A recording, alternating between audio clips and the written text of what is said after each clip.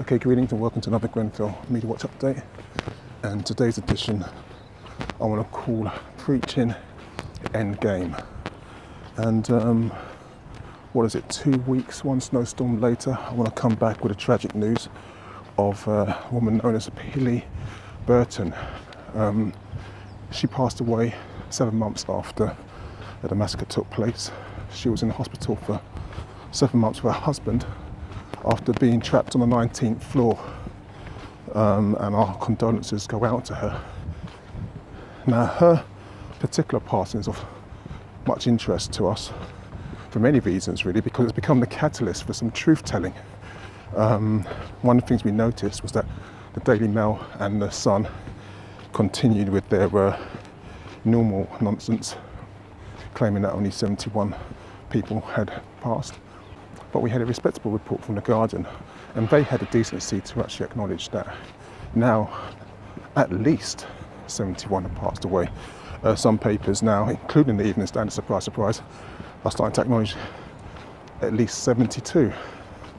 Now, this is a big deal, and the police have issued a disgusting wrong and strong statement claiming that there's no evidence that Pilar's passing is anyhow linked to the fire. And it makes you wonder, if they're wrong on this, then how many other issues are they wrong on? We're in a bizarre scenario now where there's more jail sentences being handed out, but none to those who are responsible. And what do I mean by this? Well, we have the case of Ayman Zada, as misleadingly reported in the Times newspaper, who actually, again, talking out of both sides of their mouth. On one level, it has been commended by updating the count to 72 and recognising that there's more than 71 people who perished. But on the other side, that completely outrageous headline talking about a 1.6 million swindle has nothing to do with the case that Zada is actually being investigated for now. He's actually being prosecuted, can you believe this or not, for producing cannabis oil. Now, I say believe this or not because we're in a bizarre scenario where a month ago the government itself was actually conducting a trial into the medicinal uses of cannabis oil. Alfie Dingley suffers from a very rare, very aggressive form of epilepsy. He can have up to 30 seizures a day, which at the moment only very high levels of steroids are being used to control. Hannah took Alfie to the Netherlands to use medicinal cannabis oil. She says it radically improved his condition. Some research has shown that using cannabis-based treatments can reduce the number of seizures some epilepsy patients suffer. So far, the Home Office has refused to license it, not recognising any medicinal benefits. But tonight, ITV News has learnt it will authorise a 3-month trial for Alfie, led by his doctors. And there's also the story of another person who's fraudulently claimed, this time £10,000 from the local authorities by pretending essentially to be a Grenfell survivor. Now, as disgusting as this is, and as much as, yeah, they should be prosecuted. I'm not talking about Zada, actually. I'm talking about this woman here. That's not what people mean when they say justice. That's not where the police investigation is supposed to be focused on.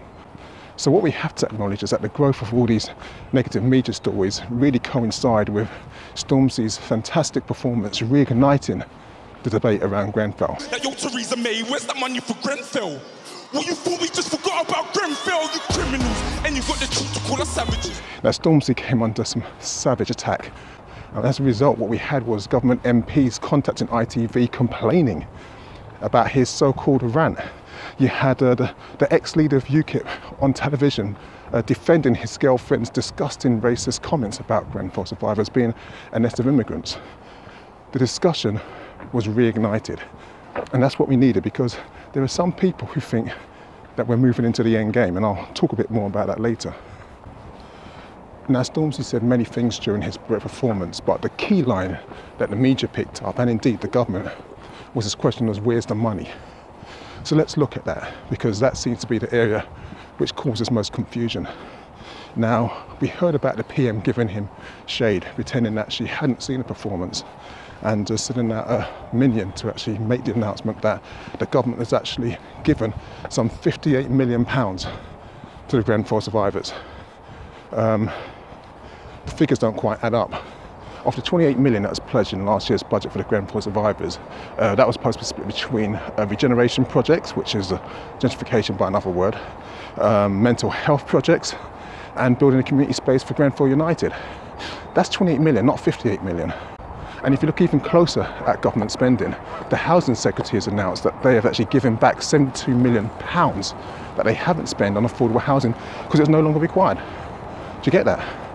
£72 million for social housing that was supposed to be spent building these houses has been given back to central coffers because it's no longer required. Something's not quite right with where's the money at. I can go even deeper than that. The council itself has said that up to March 2019, they estimate that the spending on Grenfell will be 88 million. Now that's far more than the 58 million pound that the government's claiming to have already allocated towards Grenfell. And in Kensington, we also have a council that's now going to increase its council tax to the maximum it can to actually charge the victims and the residents in that area to pay reparations out of their own pocket. Something's not right. Over the past couple of weeks, our team has actually seen an incredible amount of negative spin in the media attacking the Grenfell community. This includes the leaking of personal data of community activists. We're seeing ridiculous stories about Kensington and Chelsea now being the 5th poorest borough in London. And what is this all about? So as a part of this strategy, what we're also now starting to see is a whole lot of moving on stories. So the site of Grenfell has actually now been acknowledged it's going to be a memorial site, and the decision is going to be held in the hands of the Grenfell United community. We also now know that there's proposals to rename Latimer Road Grenfell, and not Grenfell as in Grenfell Towers and in memory to the victims, but sneakily to Francis Grenfell, the British imperialist who actually murdered freedom fighters in India, in Africa, fighting against British rule. They're always playing games with us, always playing tricks, always looking at ways to elevate themselves and pat themselves on the back with a wink wink at the same time. The Evening Standard even did this nice story about Kensington Aldridge Academy, about how they're planning to move back into the tower once everything's been covered up. And even though you want to say, well, this is a great positive story, you can't help but realise that this could be the benchmark, this could be the yardstick to actually beat the residents who are still actually in temporary accommodation, saying, well, the schools moved back, why haven't you? Everything has got an agenda at play. And why do I say that? Why am I going down a conspiracy route? You know that I don't do conspiracies. Well, it's quite simple, really, because some of the information is actually out there in the public domain. If you look at the Hansard records covering the House of Lords, and you see that they're openly preaching that they see this as the end game. That's what they're preaching, the end game. Even though only 60 out of 209 families are actually in permanent accommodation. But we're watching. So while they're preaching endgame, let us recap on the issues of justice. Now, we know that they're not talking about economic justice because I don't see any focus on the businesses that are struggling in the area. Oh, do you remember the Grenfell Recovery Scrutiny meeting where the format was going to change? Well, apparently the format has changed. They've been scrapped. Apparently there was too much shouting because too many people were emotional at the meetings. Now, when it comes to inquiry, I think we've given much coverage to survivors not being allowed to be court participants. I think we've also covered the bodies like the EHCR. But what we now know also is that Labour councillors are being denied court participant status. In fact, let's be quite clear about that. They're allowed to be court participants if they are subservient underneath the Tory councillors who are actually in charge. That makes no sense. Now, the next procedural hearing for the Grenfell inquiry takes place on the 21st and the 22nd of March. But what we're also starting to see is attacks by media jocks like Talk Radio's Julia Hartley-Brewer on the families themselves about wanting this panel. It seems to me that some of the things that the families have said criticising the inquiry are just simply unreasonable. Like, we all need to have a voice on the inquiry. Well, we know that the people who are victims, whether it's a criminal case or an inquest or an inquiry, you don't get to have a voice in the inquiry because by definition you're not neutral, and neither are they, for want of a better phrase, experts in this field. Now, what the government's done, I think we're 10 days in after 155 votes, has said we may discuss, we'll consider having debate. I don't think even this government would be so ruthless, so callous, as to not actually discuss the issue, even if the answer to that discussion is still going to be a no. But we'll have to wait and see what happens.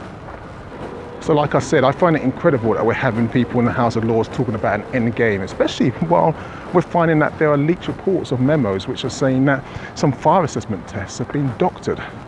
There's a long way to go for justice, unless, of course, we've been bamboozled into thinking about the wrong kind of justice. And so in conclusion, 2 weeks, one snowstorm later, and a lot has happened.